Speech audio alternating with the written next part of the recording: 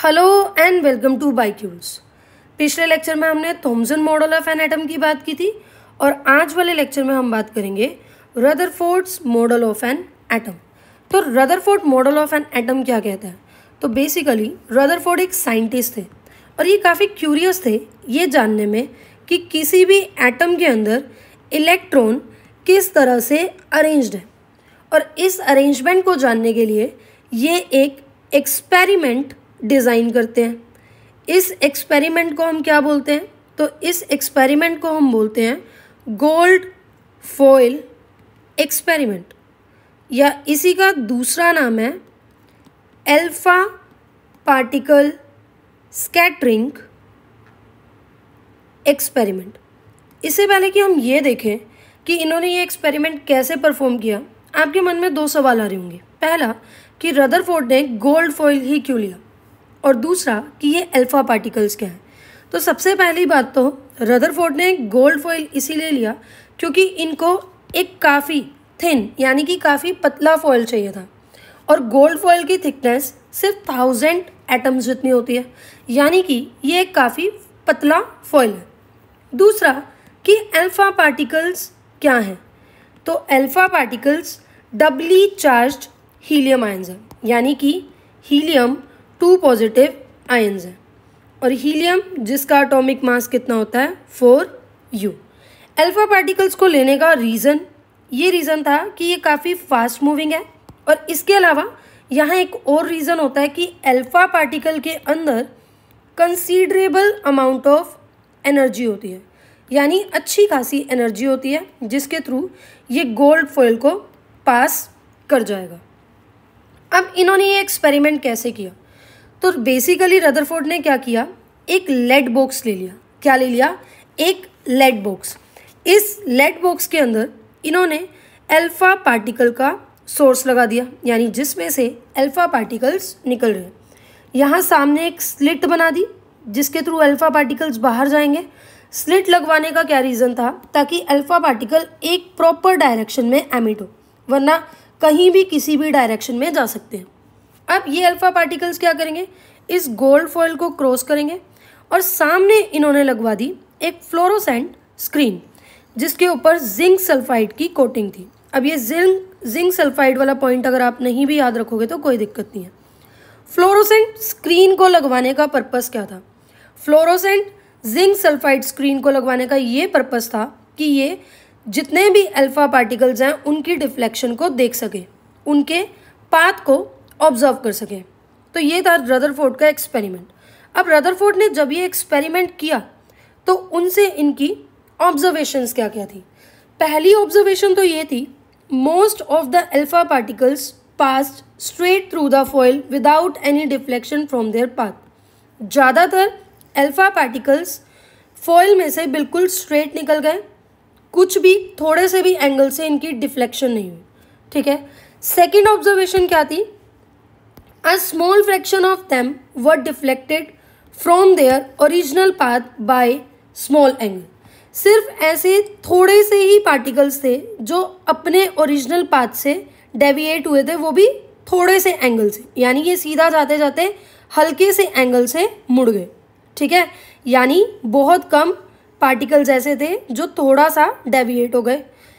सिर्फ कुछ ऐसे पार्टिकल्स, लगभग 12,000 में से एक पार्टिकल ऐसा था जो रीबाउंड हो गया। रीबाउंड मतलब जिस पोजीशन पे गया था, जिस लाइन पे, जिस पाथ पे गया था, तो उसी पाथ पे वापस आ गया। समराइज करेंगे, 3 ऑब्जर्वेशन थी रदरफोर्ड की। पहला कि ज़्यादातर पार्टिकल्स तो सीधे ही निकल गए। दूसरा कि सिर्फ थोड़े से पार्टिकल्स ऐसे थे जो स्मॉल एंगल से डेविएट हुए। और तीसरा, बहुत रेयर 12,000 में से एक पार्टिकल ऐसा था जो जिस पाथ से गया उसी पाथ से वापस भी आ गया, मतलब ऐसे जाते जाते सीधा जा रहा था और इसी पाथ से मुड़कर वापस आ गया। अब हमने पढ़ी कि रदरफोर्ड की ऑब्जर्वेशन क्या थी। ऑब्जर्वेशन यानी इनको क्या दिखा। ऑब्जर्वेशन पढ़ने के बाद कंक्लूजन मतलब इन्होंने क्या रीज़न निकाला इन ऑब्जर्वेशन का। तो ये है रदरफोर्ड की कंक्लूजन्स। पहला कंक्लूजन है most of the atom is empty. अब देखो, सारे अल्फा पार्टिकल्स, ज़्यादातर अल्फा पार्टिकल्स किसी भी एटम में से सीधे जा रहे हैं। अब कोई चीज़ सीधे कब जाएगी? जब उसको अंदर कुछ टकराने के लिए नहीं मिलेगा, कुछ ऑब्स्टेकल नहीं मिलेगा। यानी एटम के अंदर मोस्ट ऑफ द स्पेस तो क्या है, एम्प्टी है। इसीलिए अल्फा पार्टिकल बिना डिफ्लेक्शन के जा रहे हैं, बिना डिफ्लेक्शन के पास हो रहे हैं। यानी ज़्यादातर स्पेस क्या है, खाली है। दूसरा इनका ऑब्जर्वेशन था कि सिर्फ कुछ पार्टिकल्स ऐसे हैं जो थोड़े से एंगल से डिफ्लेक्टेड हो रहे हैं, अपने पाथ से थोड़े बहुत इधर उधर हो रहे हैं। इसका मतलब क्या है कि अंदर कुछ पॉजिटिव चार्ज है, पर उस पॉजिटिव चार्ज ने बहुत थोड़ा सा स्पेस ऑक्यूपाई किया। अब इस बात को समझो, आपको चार्जेस के बारे में पता है और आपको ये भी पता है कि जो लाइक चार्जेस होते हैं, यानी कि सेम चार्जेस होते हैं, वो एक दूसरे को क्या करते हैं, रिपेल करते हैं। यानी कि अगर पॉजिटिव चार्जेस होंगे वो एक दूसरे को रिपेल करेंगे, एक दूसरे से दूर भागेंगे। अब जो अल्फा पार्टिकल्स हैं ये तो पॉजिटिव है और ये अगर एक एटम के अंदर से निकल रहे हैं और सीधे जाते जाते ये थोड़ा सा डेविएट हो गए, मतलब ये जो पॉजिटिव चार्ज पार्टिकल हैं इनको अंदर कुछ पॉजिटिव चार्ज मिला होगा जिससे रिपेल होकर ये अपने पाथ से भटक गए, थोड़ा सा डेविएट हो गए। मतलब एटम के अंदर कुछ पॉजिटिव चार्ज है, पर हम ये भी कह रहे हैं कि बहुत थोड़े से अल्फा पार्टिकल्स रिफ्लेक्ट हो रहे हैं। यानी ये पॉजिटिव चार्ज ने काफ़ी थोड़ी सी स्पेस ऑक्यूपाई की हुई है। अगर ज़्यादा स्पेस ऑक्यूपाई की होती तो ज़्यादा, बहुत सारे अल्फा पार्टिकल्स डेविएट होते। थर्ड कंक्लूजन क्या है इनका? देखो, इनका थर्ड ऑब्जर्वेशन था कि सिर्फ 12,000 में से एक अल्फा पार्टिकल ऐसा है जो रीबाउंड हो रहा है, यानी 180 डिग्री पे वापस आ रहा है। ठीक है, अब इससे इन्होंने कंक्लूजन क्या निकाला? अगर बहुत थोड़ा सा 12,000 में से सिर्फ एक पार्टिकल रीबाउंड हो रहा है तो इसका मतलब ये है कि जो पॉजिटिव चार्ज है एटम के अंदर, जो पॉजिटिव चार्ज है वो बहुत थोड़ी सी वॉल्यूम में है और वो कहीं सेंटर में कंसंट्रेटेड है। तभी तो अगर ये अल्फा पार्टिकल सीधा जा रहा है, इससे टकराकर बिल्कुल उसी लाइन में, उसी पाथ में वापस आ गया। तो ये थे रदरफोर्ड के 3 कंक्लूजन। तो बेसिकली रदरफोर्ड मॉडल क्या कह रहा है? रदरफोर्ड मॉडल ये कह रहा है कि एटम एक काफ़ी छोटा सा dense positively charge core occupied करता है। यानी एटम के अंदर एक काफ़ी छोटा सा डेंस और पॉजिटिवली चार्ज कोर है जिसको हम क्या बोल रहे हैं, न्यूक्लियस बोल रहे हैं। और इसी न्यूक्लियस के अंदर एटम का सारा मास कंसंट्रेटेड है। क्यों सारा मास कंसंट्रेटेड है? क्योंकि न्यूक्लियस के अंदर न्यूट्रॉन और प्रोटॉन है और प्रोटॉन आपको पता है इलेक्ट्रॉन से लगभग 2000 टाइम्स हैवियर है। तो जितना भी एटम का मास है लगभग प्रोटॉन्स की वजह से है और प्रोटॉन्स न्यूक्लियस के अंदर ऑक्यूपाइड है, तो मास भी वहीं पर कंसंट्रेटेड है।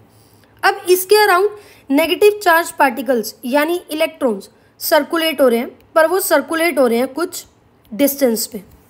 तो ये था Rutherford model of an atom, जिसने ये कहा कि एटम के अंदर काफ़ी छोटा सा एक स्फीयर है जिसको हम न्यूक्लियस बोल रहे हैं और न्यूक्लियस में ही सारा मास कंसंट्रेटेड है और इसके अराउंड नेगेटिवली चार्ज पार्टिकल यानी कि इलेक्ट्रॉन सर्कुलेट कर रहे हैं।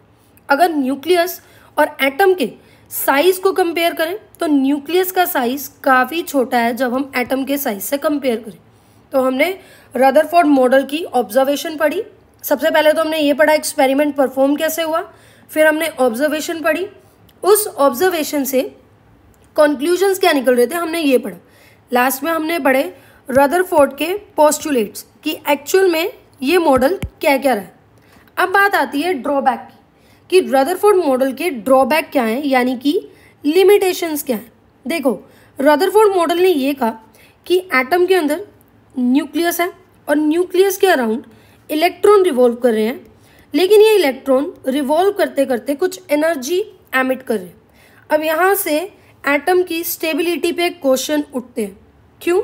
क्योंकि अगर इलेक्ट्रॉन सर्कुलर पाथ पे न्यूक्लियस के अराउंड रिवॉल्व कर रहे हैं और अगर ये कुछ एनर्जी भी रिलीज कर रहे हैं तो ऐसा भी तो हो सकता है ना कि इनकी ये जो एनर्जी है ये कम हो जाए और ये इलेक्ट्रॉन न्यूक्लियस के अंदर ही गिर जाए, पर ऐसा होता तो नहीं है। तो यहाँ से इनके मॉडल पे क्वेश्चंस आ गए, यानी ये इनके मॉडल की क्या थी, लिमिटेशन थी। आई होप आपको ये लेक्चर समझ में आया होगा। अगर आपको ये लेक्चर समझ में आया है तो प्लीज़ लाइक, सब्सक्राइब